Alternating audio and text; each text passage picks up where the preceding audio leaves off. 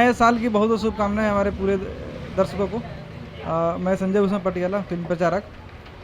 Bhojpuri film industry में एक और ही नई तरह की फिल्म लेकर आ रहे हैं मनोज जी, जिस फिल्म का नाम है नाचे नागिन गली गली। और इस फिल्म के निर्माता हैं राजकुमार आर पांडे, जो पहली बार फिल्म को एज ए प्रोड्यूसर आए हैं, दूसरे फिल्म को प्रोड्यूस किए हैं। और प्रेजेंटर है दुर्गा प्रसाद। आइए जानते हैं मनोज नारायण जी से कि ये नाग नागिन के ऊपर कुछ फिल्में तो बहुत सारी आ चुकी है, लेकिन इनका इसमें क्या खास है? देखिए, इसमें खास बात यह है कि ऐसा लगता है नाचे नागिन गली गली नाम सुन करके कि कोई वही मणि वगैरह के ऊपर से रिलेटेड पिक्चर होगी, लेकिन ये उससे रिलेटेड फिल्म नहीं है। हम लोगों ने इसमें एक मैसेज डाला है। वैसे आप लोग जानते होंगे कि जो विषैला सर्प होता है उसके बीच से बहुत सारा मेडिसिन वगैरह तैयार किया जा रहा है। और आपको ईरान में, इराक में, सीरिया में और अफ़गानिस्तान में जितने भी आतंकवादी हैं, उसको सांप के जहर से एक ऐसा टैबलेट तैयार करके दिया जाता है जिसको खाने के बाद आदमी सेंसलेस हो जाता है। और उसके बाद उससे जो भी कुछ करवाइए, आप देखते होंगे गला रेत करके मारना, वो लोगों को मानो बम बन करके जाके वहाँ ब्लास्ट करके हज़ारों लोगों को मार देना।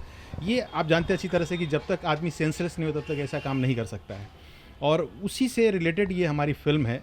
तो एक विदेशी आदमी है जो हमारे झारखंड में आ गया, चूँकि आपको पता है कि झारखंड सांपों का एक राज्य है और वहाँ सांपों की पूजा की जाती है और विभिन्न प्रकार के सांप वहाँ पाए जाते हैं। जिस तरह से वहाँ पे इंसानों को वो सम्मान मिलता है, उसी तरह वहाँ के जीव जंतु को भी सम्मान दिया जाता है। तो वहाँ से वो एक इच्छाधारी सांप नाग और नागिन को वो लोग कलेक्ट करता है। एक पाकिस्तानी आदमी है और उसके विष से एक पॉइजन तैयार करता है। लेकिन हमारे जितने भी फिल्म के नायक और नायिका हैं वो लोग मिलकर उसके मिशन को नाकाम करते हैं। और इसी से रिलेटेड बाकी फिल्म देखने के बाद पता चलेगा। आप हमेशा रानी चौधरी बड़े बड़े फिल्मों को लेकर बनाते थे, इस बार निशा दुबे और प्रियंका पंडित को लेकर बनाया, कितना सपोर्ट इन दोनों ने दिया आपको? देखिए, मुझे तो बहुत अच्छा लगा। वैसे मैंने रानी के साथ भी काम किया तो मुझे बहुत अच्छा लगा था, और आज मैं निशा जी के भी साथ काम किया और प्रियंका जी के भी साथ काम किया और अपने रितेश पांडे के साथ भी काम किया, तो मुझे बहुत अच्छा लगा। एक्चुअली आजकल की फिल्में जो हैं वो स्टार कास्ट के वजह से फिल्में नहीं चलती है। आजकल डायरेक्टर का डायरेक्शन अच्छा होना चाहिए, म्यूज़िक अच्छा होना चाहिए, प्रेजेंटेशन अच्छा होना चाहिए। तो मुझे लगता है कि आर्टिस्ट को अगर इस तरह का सब्जेक्ट मिले और इस तरह का प्रेजेंटेशन मिले तो वो भी कुछ भी कर सकता है। और मेरे साथ तो राजकुमार आर पांडे का सहयोग है, उनका म्यूज़िक है, फिर हमारे साथ दादा दुर्गा प्रसाद जी जुड़े हुए हैं और आपके जैसे दोस्त हैं और हमारे बहुत सारे ऐसे जो आर्टिस्ट हैं, इन्होंने काफ़ी कोऑपरेट किया, बहुत अच्छा कोऑपरेट किया और बहुत मज़ा आया काम करके। निशा पांडे की कुछ अच्छी बुरी बातें याद है? देखिए, निशा पांडे नहीं, निशा दुबे नाम है इनका। और मुझे लगता है कि आज आप नाम भूल रहे हैं, लेकिन एक वक्त आएगा जब हर आदमी के ज़बान पे निशा दुबे ही छाया हुआ रहेगा। और मेरी प्रार्थना है भगवान से और आशीर्वाद है निशा दुबे को कि इसी तरह से जिस तरह से परफॉर्म किया इन्होंने आगे भी परफॉर्म करे। निशा दुबे एक नए लड़के के साथ इसमें परफॉर्म करते हुए नजर आ रही हैं, कितना दोनों का कॉम्बिनेशन रहा, एक्सपीरियंस कैसा, देखिए, केमिस्ट्री कैसा रहा? जहाँ तक कम्युनिकेशन की बात है वो बहुत ही बढ़िया रहा। और एक आर्टिस्ट है, केमिस्ट्री जो भी केमिस्ट्री है वो तो मैं भोजपुरी के लिए मुझे लगा कि वो लड़का भी अच्छा सपोर्ट किया, चूँकि पहली बार उसने भी कैमरा फेस किया, पहली बार हमारे साथ काम किया। और निशा जी चूँकि बहुत अच्छी आर्टिस्ट हैं तो इन्होंने जो उसका वीकनेस था उसको मैनेज कर दिया। और एक आर्टिस्ट का ये नेचर होना चाहिए अपने से अगर जूनियर आर्टिस्ट है उसको सपोर्ट करने का, जिसकी वजह से काफ़ी अच्छी मतलब जोड़ी लगेगी फिल्म में देखने के बाद। फिल्म में जिस तरह से सांपों को लेके बनाया गया, तो आपके पास कोई रिसर्च था, कोई मिनिस्ट्री की तरफ से कोई रिसर्च किया गया है इस फिल्म को, जो स्क्रिप्ट थी? क्योंकि आप एक इम्पोर्टेंट इशू को उठा रहे हैं, तो किस तरह का रहा आपके पास? स्क्रिप्ट के बारे में बताइए। देखिए, आप जानते हैं कि हमारा देश जो है वो सांपों का देश है और वर्ल्ड में सबसे खतरनाक विषैला, और जो भी कहिए हमारे हिंदू समाज में लोग सांपों को भगवान शिव का मतलब उनका रक्षक मानते हैं, या भगवान शिव के साथ उनका जो भी है आप जानते हैं रिलेशन है सांपों का। तो हमारे देश में जो सांपों के ऊपर अत्याचार हो रहा है, खासकर फिल्मों में हुआ करता था तो उसे गवर्नमेंट ने बंद कर दिया, लेकिन अभी जो अत्याचार हो रहा है वो बहुत ज़्यादा हो रहा है, जो हमको और आपको पता नहीं है। आपको शायद ये पता होना चाहिए कि हमारे झारखंड में बहुत बड़ा सांप और बहुत खूबसूरत सांपों की वहाँ पे बस्ती है, जिसको लोग मार करके उसके छाल को बेचते हैं, उसके विष को निकाल करके उसको गलत यूज़ करते हैं और सांपों के ऊपर बहुत ज़्यादा बहुत तरह तरह का यातनाएं उसको दिया जाता है।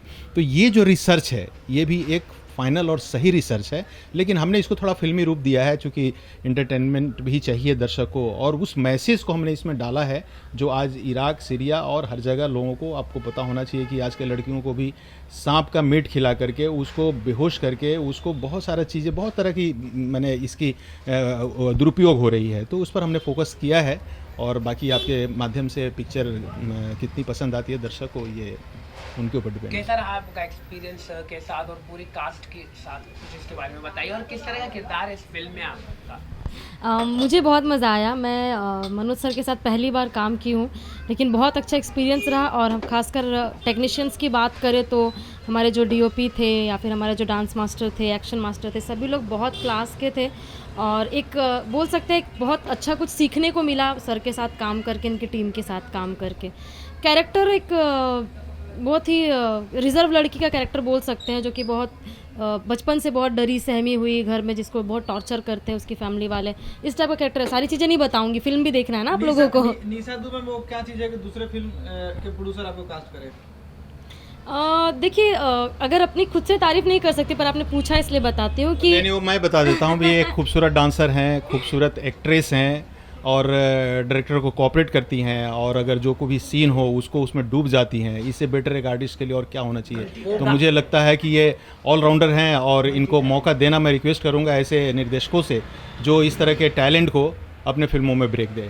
जैसे कि वो गाते भी है मैडम, तो क्या करें? अरे मैं भूल गया था, वो सिंगर भी है। मैं चूँकि इतना ज़्यादा खूबियाँ इनके अंदर, मैं सब कुछ बता नहीं सकता, बाकी तो आप इनसे बात करिए।